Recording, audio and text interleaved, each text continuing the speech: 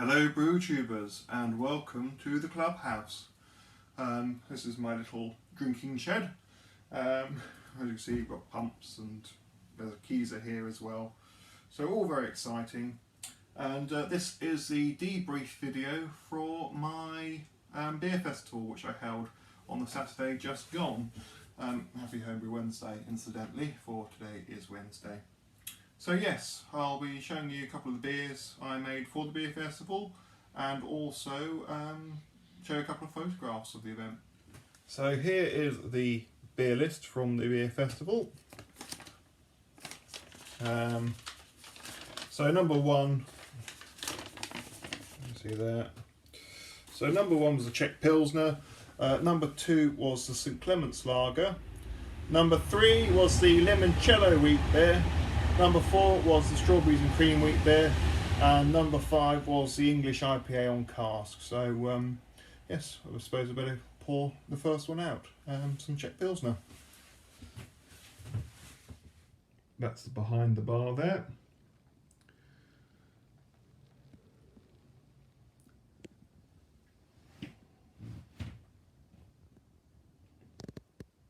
So this is the Czech Pilsner.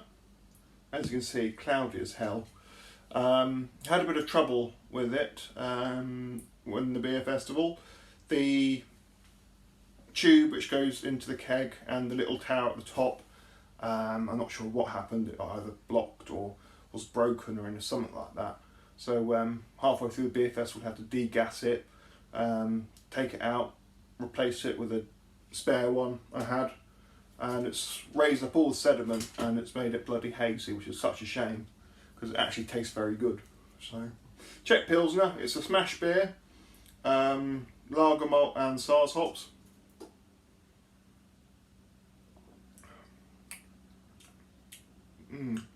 Very, very malty, bready, very bready taste initially.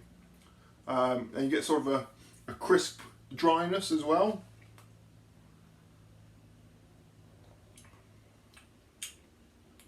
Then you get a lovely hit of that sort of floral, grassy Saaz hop. Really nice, and quite a sort of fruity finish as well. It's a cracking beer. It just needs to be clear. So hopefully in a week or two it might drop out, clear out again. But for now it's a bit hazy.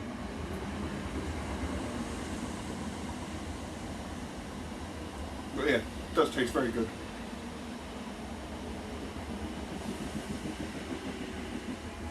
Yeah, good rich malt taste, a nice dry crispness, then a floral and fruity finish to it.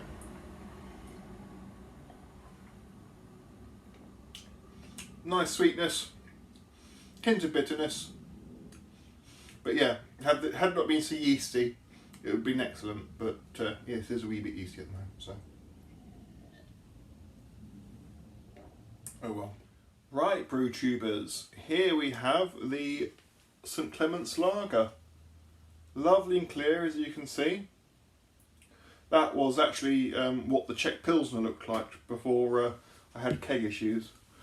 Yeah, beautifully clear, like a nice sort of golden straw colour.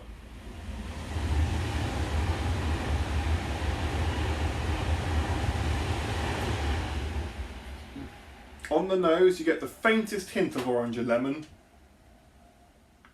but the bulk of the nose is sort of that sort of vegetation-y plant sort of smell which I seem to be getting recently. Not sure what it is. Doesn't smell hoppy, it smells, I don't know.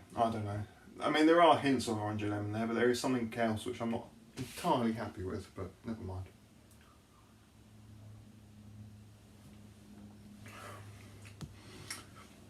So on the flavour, you get that initial sort of dry, crisp note, then you just get a whack of bitterness.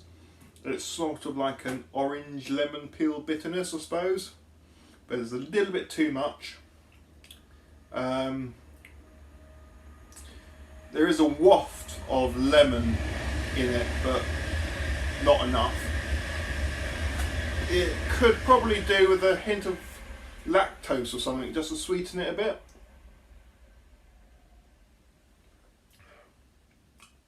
I mean, it's pleasant enough, but it's just a little bit too bitter, and the flavours aren't pronounced enough. It's sort of more bitter orange than pure orange, and more, well, not much lemon at all actually. There are hints of the right flavours in there, but it needs work. It really needs work. It might be worth going down one of my routes of adding some sort of supplement to it to help with the flavour. Perhaps some orange leaves.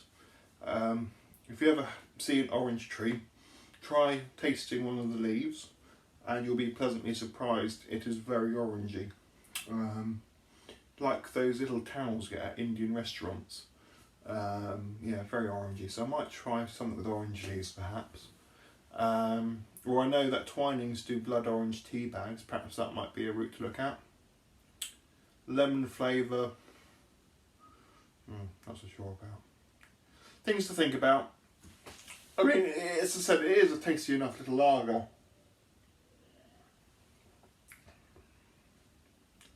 Yeah, it's got bitter orange taste to it, and it's sort of crisp. Yeah, a bit of development needed there, but we're getting there. Next up is limoncello wheat beer. It was the beer of the festival last year, and the beer of the festival again this year. People absolutely love this beer, which is odd because I don't like it that much. I think it tastes like bloody floor cleaner. Yeah, it's an interesting one.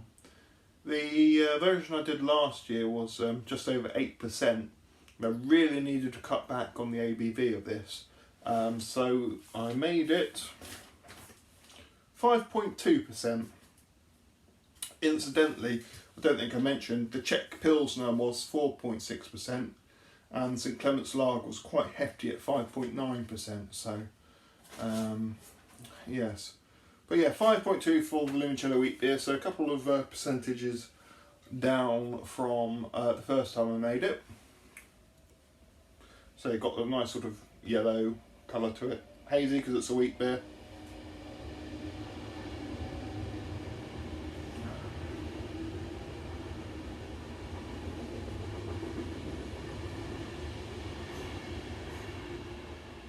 Ah, what a lovely citrusy fresh smell that is.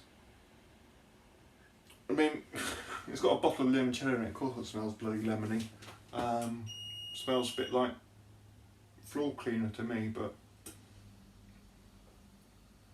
yes, on the nose it smells like lemon, but it's a sort of a sweet lemon sorbet sort of smell. Tasting. Now the mouthfeel on the first version I did was really fairly thick. That was due to the maltodextrin I put in it. Didn't put any in this, just a bag of lactose, and it has a decent viscosity to it. It's about right. It's a pleasant amount for a beer. Although not adding that maltodextrin has meant it's a little less sweet than it was.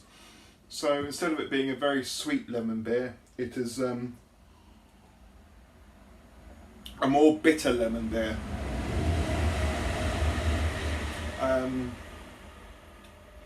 Not saying it is bitter, but it's just not sweet, you know. Last year I made a very sweet lemon beer. This is sort of like a lemon, not quite as sweet as a lemon sorbet, but sort of that sort of taste and sweetness. It's got a good hit of sort of creamy sweetness there.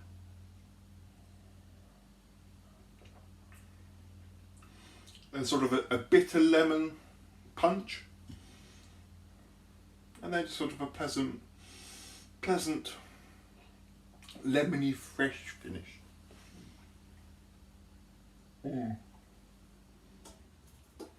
it's a good beer. It's not my taste, but people seem to adore it. So, question is, how do I produce that commercially? For that was made by adding a bottle of limoncello to it. However, I believe you enter into tax duty, beer duty difficulties if you mix things with alcohol in it. So yes, I'm going to have to try and find some sort of alcohol-free limoncello or limoncello substitute for this. Just because I don't believe I can use a bottle of alcoholic limoncello, as I believe, correct me if I'm wrong, I'll have to pay the price of the bottle of limoncello and not the beer, so it'll be like 14% rather than 5% in tax. It makes sense to me, but yeah, I need to find some sort of alcohol-free version to mix in with the beer for tax reasons, I believe. I need to look into it more, but anyway, limoncello wheat beer, my most popular beer 2 years running, and one I don't particularly like.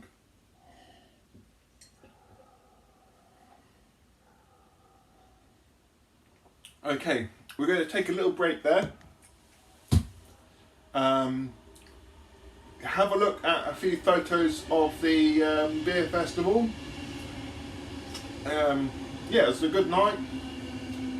And yeah, enjoy the photos and we'll come back for the next beer.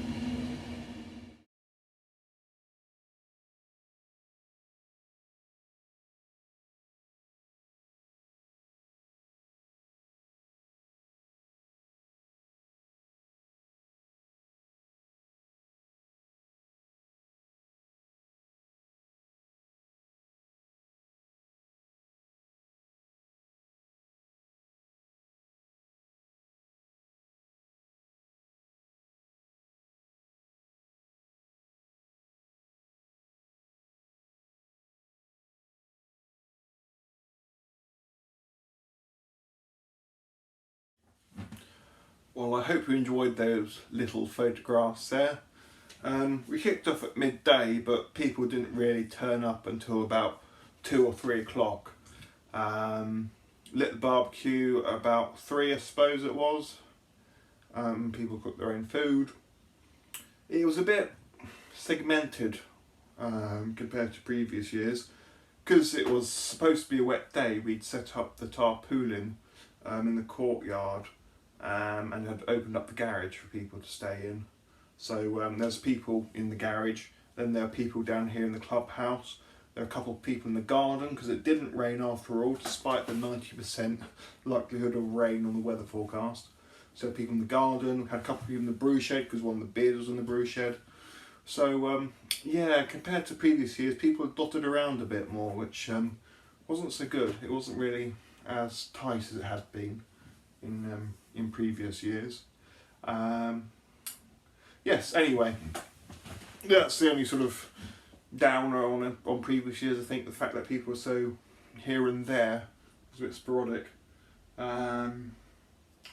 Towards the end of the evening, people had abandoned the garage, and everyone had migrated down here for the last three hours or so.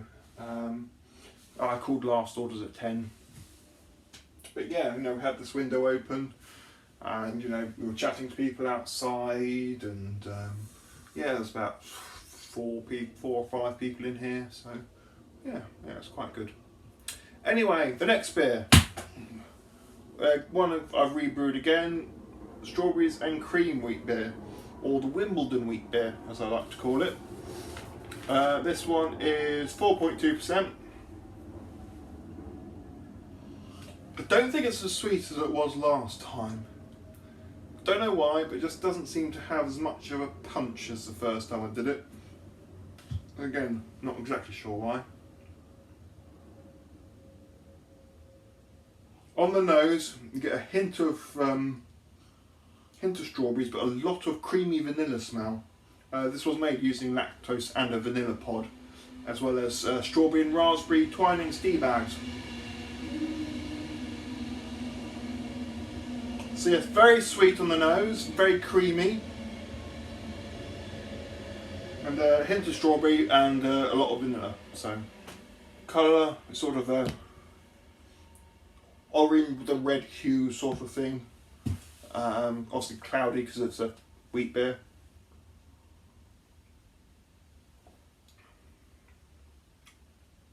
Taste.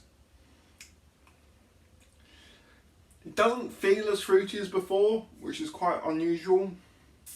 Don't know why, because I used more tea bags than did before. But just doesn't seem as fruity. A lot of creamy vanilla, yes, definitely. You can really notice that. But the strawberries,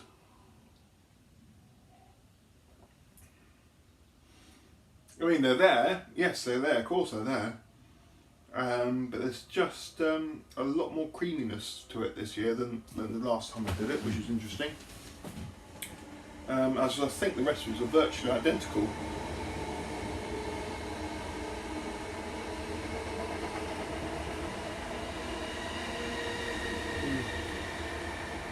It wasn't as popular as I thought it would be, to be honest. I thought people would enjoy this more than limoncello, but clearly I was mistaken. Yeah, it's good. I think I preferred the first time I brewed it because it was just a bit fruitier, but it's still a very nice beer.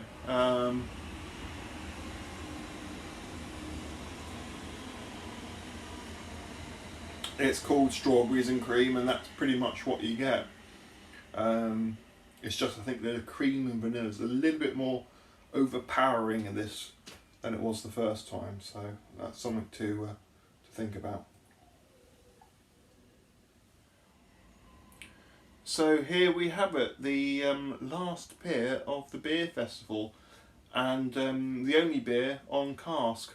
This is my English IPA, loosely based on my Green Dragon IPA from last year, where I used green hops off the vine. This is not made with green hops, this is made with pellets. Admiral de Bitter, Bramling Cross and Goldings for flavour. Served out of a chestnut wooden cask, how exciting. Which I had a lot of problems with. Mainly the shive kept blowing, it kept popping out. The reason is we reckon we drilled the hole for the shive a little bit too big, so we had to hold it down the ratchet strap. So yeah, I vented it and it wasn't massively fizzy on the Saturday, and on the Wednesday now it's dead as a dodo. Looks good, apart from obviously no bubbles, but yeah, you know. 6.3%, so it's fairly hefty. On the nose you get a certain sweetness and a very woody smell. Hint of marzipan, or is that just me? And some sort of berry notes as well. Taste.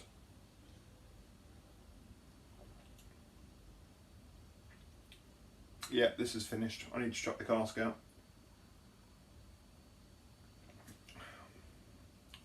That now tastes a bit like sherry. It's actually quite nice, like a port or a sherry. Yeah, the oxygen's got to it, the wood's got to it, and it's yes, it's finished.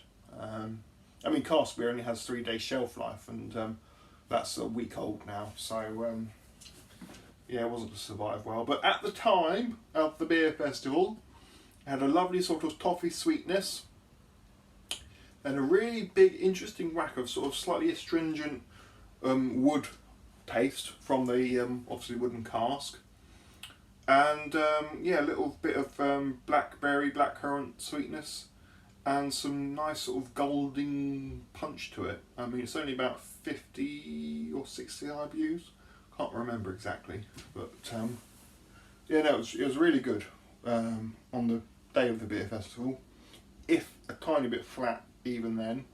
Now it's completely flat and tastes a bit sherry-like.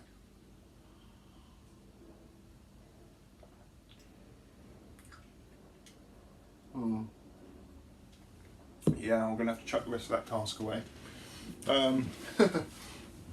On the Monday, however, I invited a good friend of mine over, and yeah, we did whack into that beer quite a bit. My dad joined me, and my sister's partner joined us. We did a hell of a good job trying to finish the cask. See, the problem with this was it was in my brew shed, and it was the only beer in the brew shed. I was down here, people were in the garage. It sort of got missed, which is a shame. It's about a 30-35 litre cask. So yeah, probably gonna have to chuck a lot away. But yeah, because the pumps aren't working yet, unfortunately. Yeah, this was sort of out of sight, out of mind sort of thing. I mean, it's chilled. Well, yeah, it's chilled. I've got the chiller working on it. It's a very good serving temperature, in fact.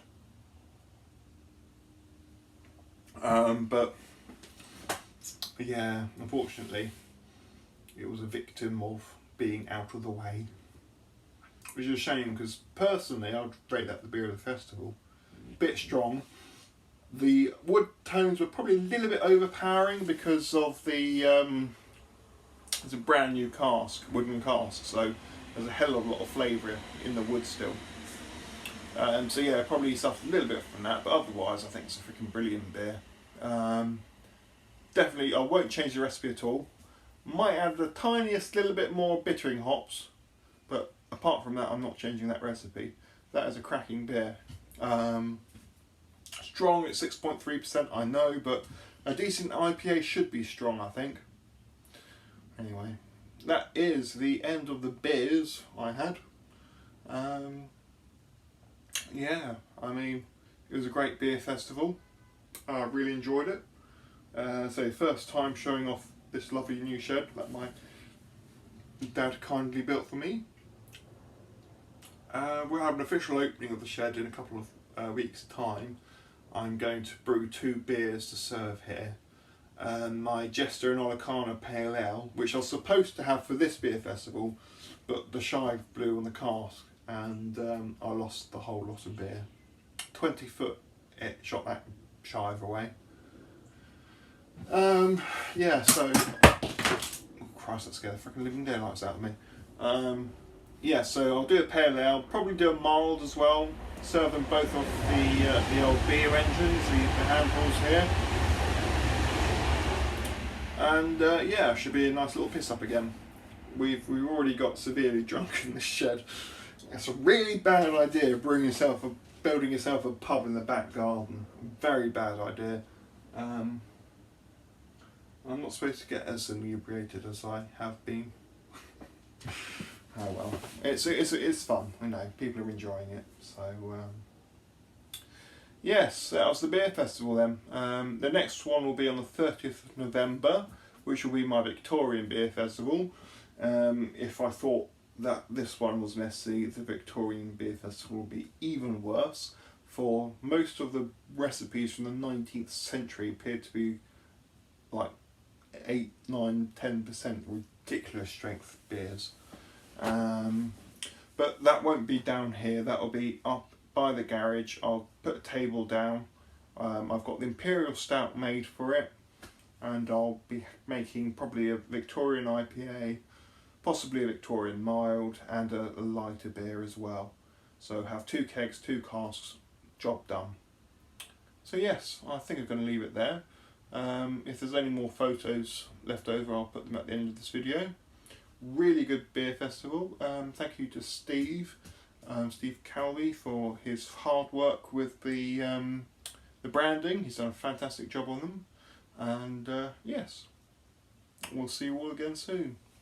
Cheery bye.